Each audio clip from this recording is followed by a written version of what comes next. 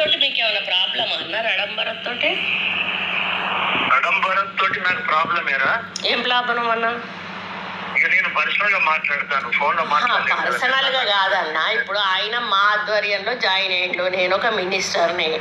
ఆయన జాయిన్ అయిన కోపం కాదు అసలు, యాటిట్యూడ్ నాకు నచ్చగానే. యాటిట్యూడ్ అంటే ఇన్ని సంవత్సరాల నుంచి మాకు పని చేస్తా ఉన్నాడు కదన్నా, లేని యాటిట్యూడ్ ఇప్పుడు కొత్తగా ఎట్లా?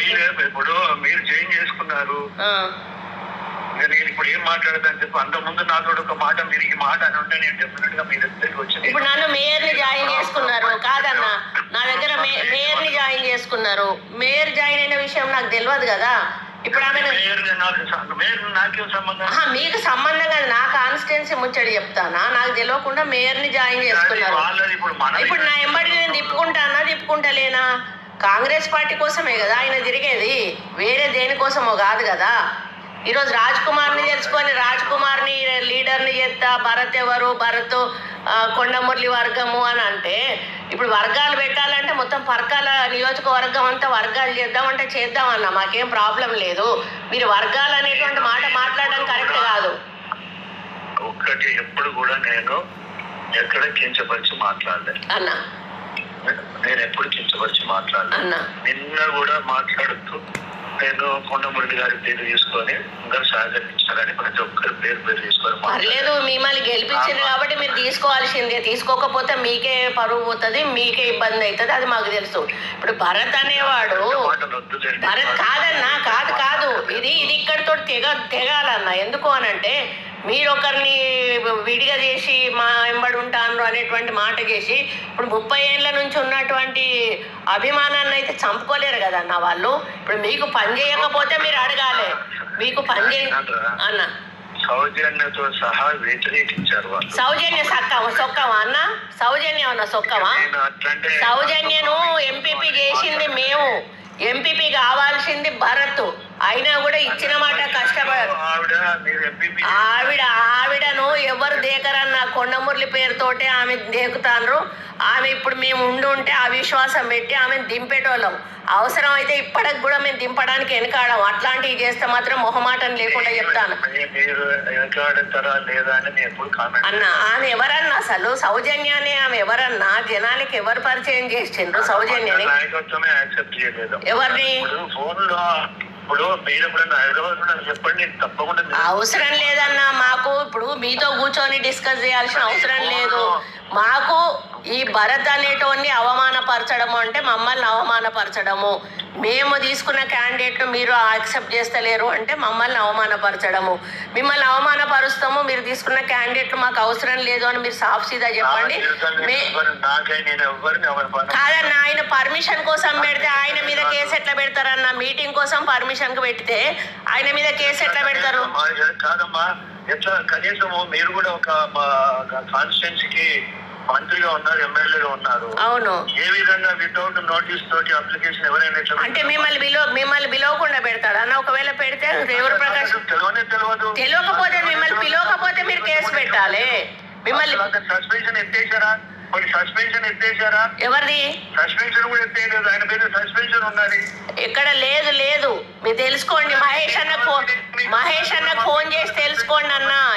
ఎత్తేసినాకనే మేము పార్టీలో జాయిన్ చేసుకున్నాం ఆయనను. మనకు అన్ని పద్ధతి ప్రకారమే చేస్తామన్నా మేము. ఏమన్నా ఇగో అన్న, నువ్వు తల్లి అనుకుంటేనే మీరు చేసేదంతా చేస్తానన్నా, చెయ్యండి. దానివల్ల మాకు కాదు నష్టం. అదే నేను కూడా అన్నానే మాట్లాడుతున్నా, నేను కూడా అన్నానే మాట్లాడుతానన్నా. నేను కూడా మిమ్మల్ని ఎక్కడ గౌరవాన్ని తగ్గించట్లేదు, తూలలేదు. కానీ కాదన్నా, ఇప్పుడు మమ్మల్ని నమ్మిన బంటూ అనొద్దు, అవసరం లేదు. నన్ను మామూలుగా సురేఖ అని పిలవండి, నాకు పెద్దోళ్ళు మీరు.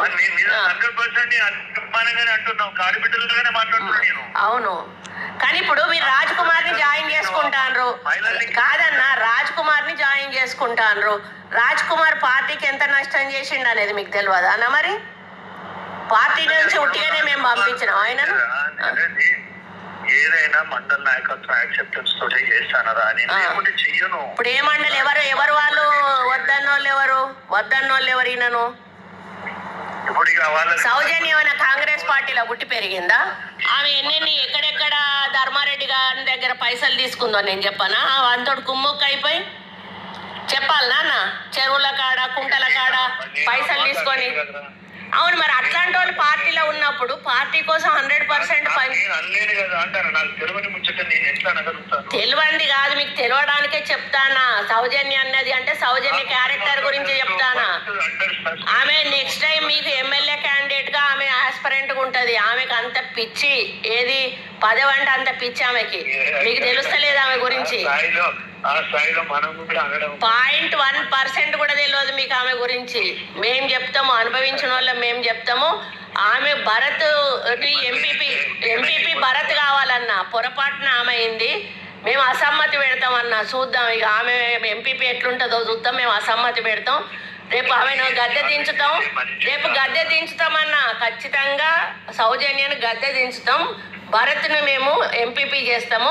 మీరు ఇట్లనే ఆయనను విడదీస్తే మాత్రం తప్పనిసరిగా గీజుగొండలో మాత్రం వర్గపోరు అయితే నడుస్తుంది అన్న. మేము ఉట్టి ఊరుకోం. గీజుగొండ అనేది మా సొంత మండలము. అక్కడ ఎవరికి అన్యాయం జరిగినా కూడా మేము నోరు మూసుకొని ఊరుకోము. మాకు అవసరం లేని వాళ్ళని కూడా మీరు ఎంటర్టైన్ చేసినా కూడా మేము ఊరుకోమన్నా. మిగతా కాన్స్టిట్యున్సీలలో లేదు. మీరు రాజ్ కుమార్ని తీసుకుంటే మాత్రం ఖచ్చితంగా మేము అక్కడ వర్గపోరు స్టార్ట్ చేస్తాము. అది ఖచ్చితంగా జరుగుతుంది.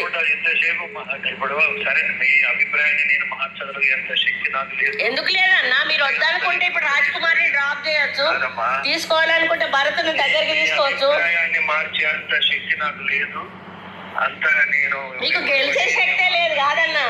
గెలిచే శక్తే లేనప్పుడు గెలిపించినాం కదన్నా. ఇప్పుడు ఈ శక్తి మీకు ఉన్నది కదా.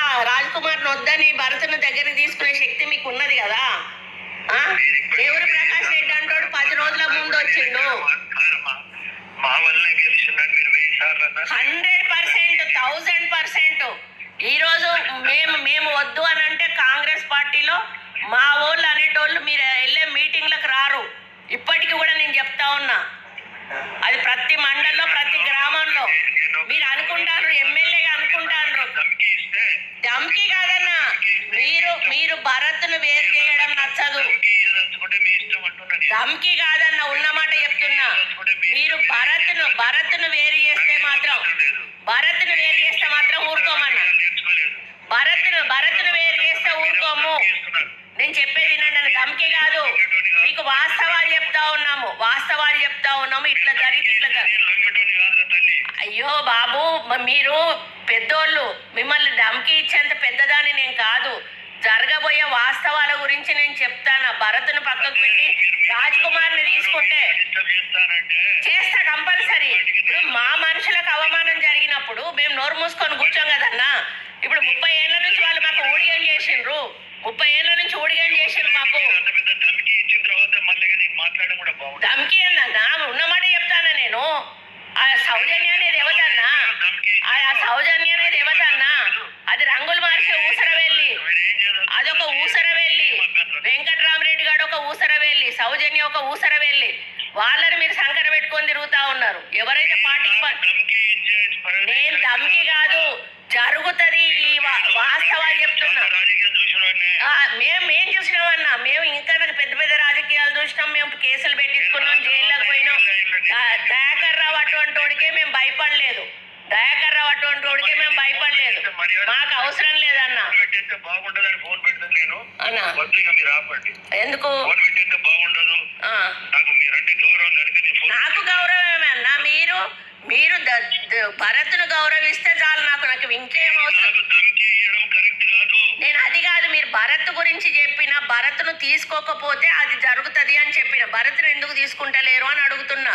రాజ్ కుమార్ని ఎందుకు తీసుకుంటున్నారు అని అడుగుతున్నా. అరే, అది మా మండలం, సొంత మండలం. అది మా సొంత మండలంలో